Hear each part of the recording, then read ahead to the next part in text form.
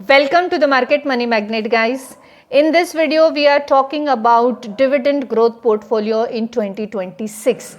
What if your portfolio paid you every year and increased that payment without extra effort? Yes, dividend income is not old school.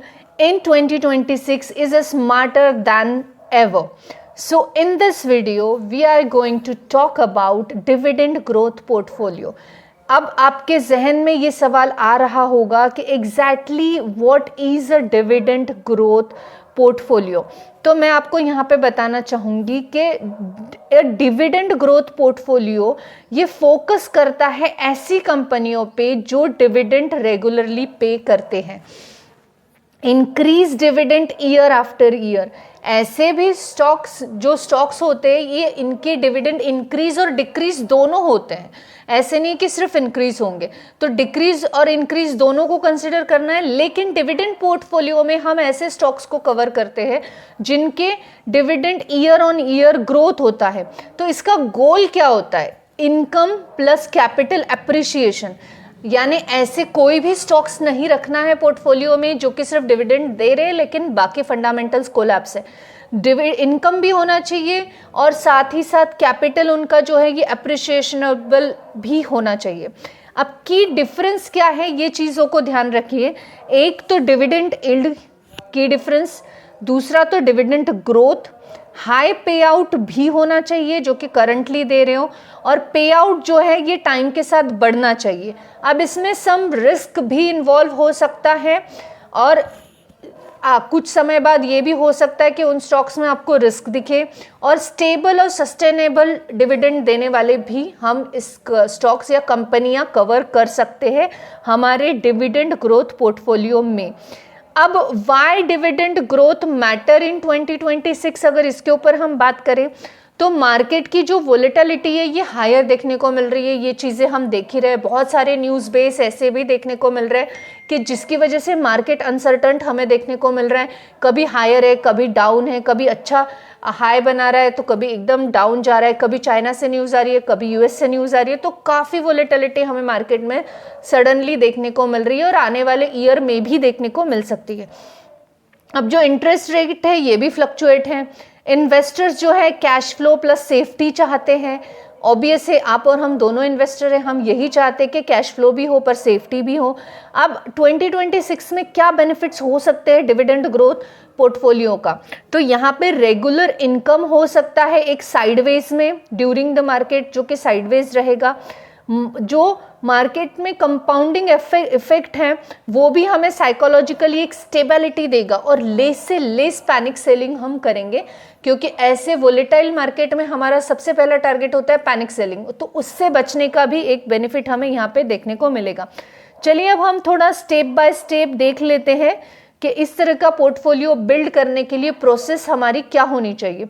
जो सबसे पहला step होगा वो होगा set your objective.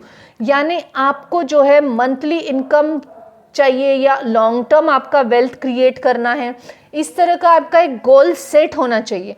Genuinely dividend में monthly income नहीं होता है तो ऑब्वियस है ये आपका एक लॉन्ग टर्म वेल्थ क्रिएट करना है। ये आपको पोर्टफोलियो बनाने के दो तरीके रहेंगे। एक तो लॉन्ग टर्म वेल्थ के लिए कुछ अलग स्टॉक्स होंगे।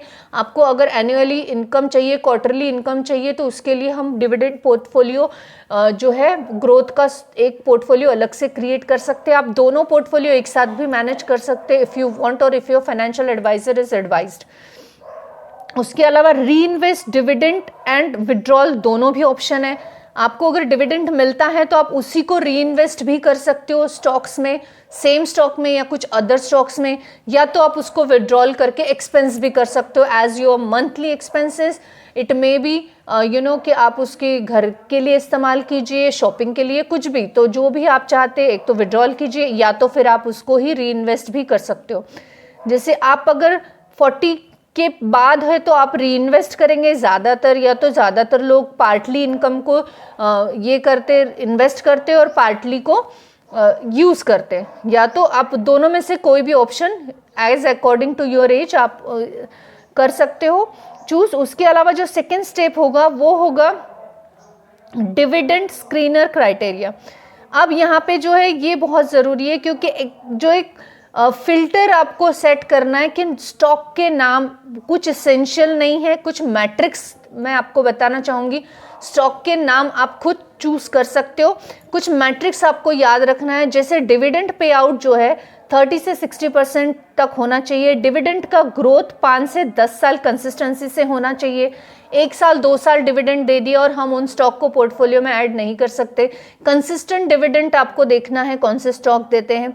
आरओई कम से कम 15 के ऊपर चाहिए। डेब्ट टू इक्विटी रेशियो देखो तो लो चाहिए, मैनेजेबल चाहिए। फ्री कैश फ्लो हमेशा पॉजिटिव में चाहिए।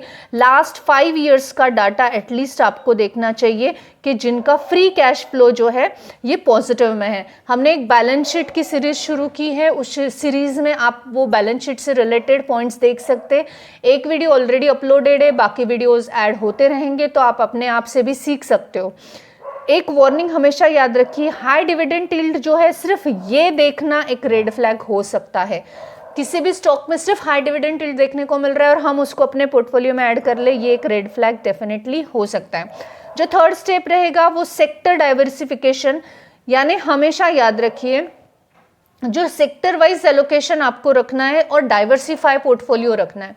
यानी एफएमसीजी में सपोज टू बी एक हाइपोथेटिकली 25% का एलोकेशन आपने रखा, बैंकिंग एंड फाइनेंस में 20%, आईटी में 15%, फार्मा एंड हेल्थ में 15%, एनर्जीज एंड यूटिलिटी में 15% और कुछ अदर 10% में भी आपने रखा।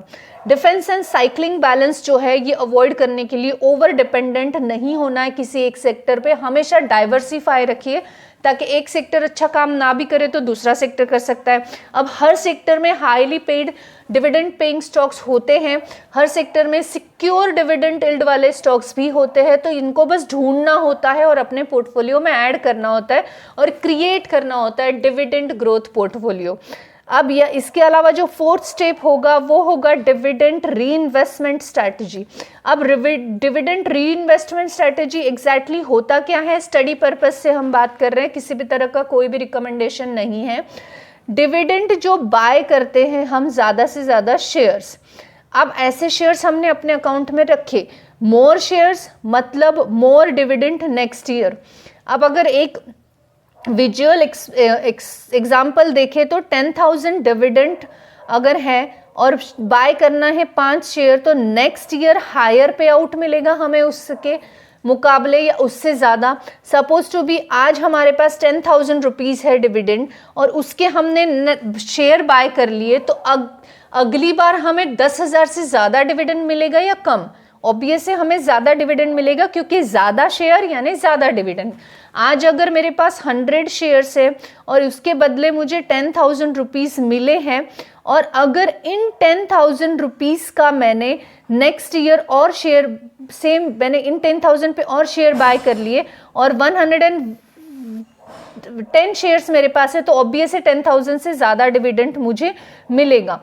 यानी manually reinvestment in India use SIP style benefit और एज वेल एज डिसिप्लिन। तो आपको इसको SIP की तरह री इन्वेस्ट करते जाना है, जब भी डिविडेंड मिले उसी से उसी कंपनी का शेयर या किसी और कंपनी का, लेकिन उसी में इन्वेस्ट करो।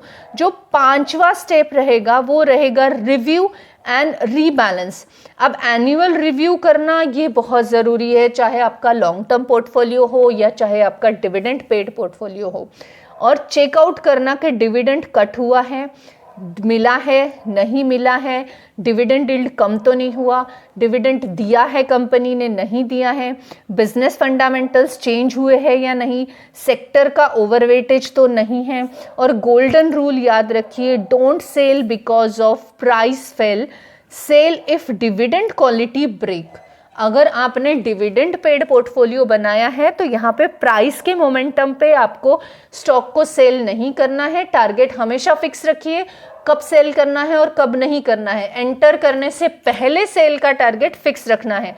जैसे जन्म होते ही पता होता है कि हमारी मृत्यु कब होने वाली है, वैसे हमें जन्म लेने से पहले यानी स्टॉक खरीदने से पहले ही पता होना चाहिए कि हमें इसको सेल कब करना है। सब तो याद रखिए गोल्डन रूल, सेल प्राइस के बेसिस पे नहीं करना है, सेल आपको डिविडेंड क्वालिटी के बेसिस पे करना है।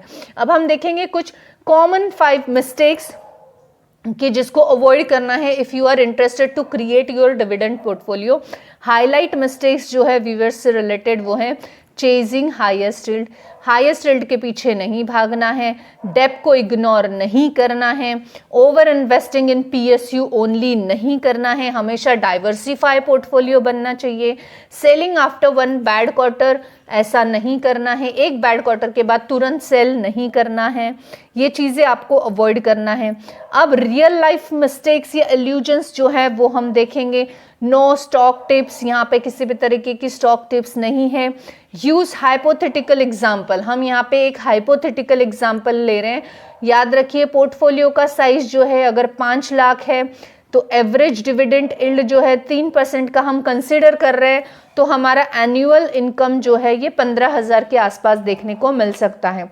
विथ ग्रोथ विथ री इन्वेस्टमेंट की बात की जाए तो यही जो हमारा इन्वेस्टमेंट का वैल्यू है ये 30,000 प्लस इन 7 to 8 ईयर्स में हम इसको पावर पेशेंस के साथ हम 30,000 रुपीज़ पर एनम के हिसाब से निकाल सकते हैं।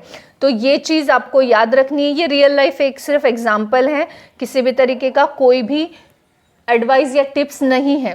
Dividend growth investing is slow definitely, but it builds money that works while you sleep.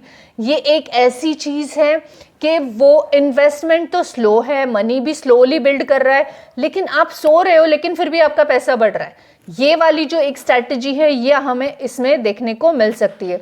अगर आप डिविडेंड कमेंट करते हो तो हम फॉलोअप वीडियो ज़रूर बनाएंगे इसका, और इसके फॉलोअप वीडियो में हम आपको बताएंगे कि किस तरीके के स्टॉक्स आपको जो है इन्वेस्ट करना है और कैसे पोर्टफोलियो सेक्टर्स में से स्टॉक्स को चूज करके इन्वेस्टमेंट करते हुए एक पोर्टफोलियो बिल्ड करना है।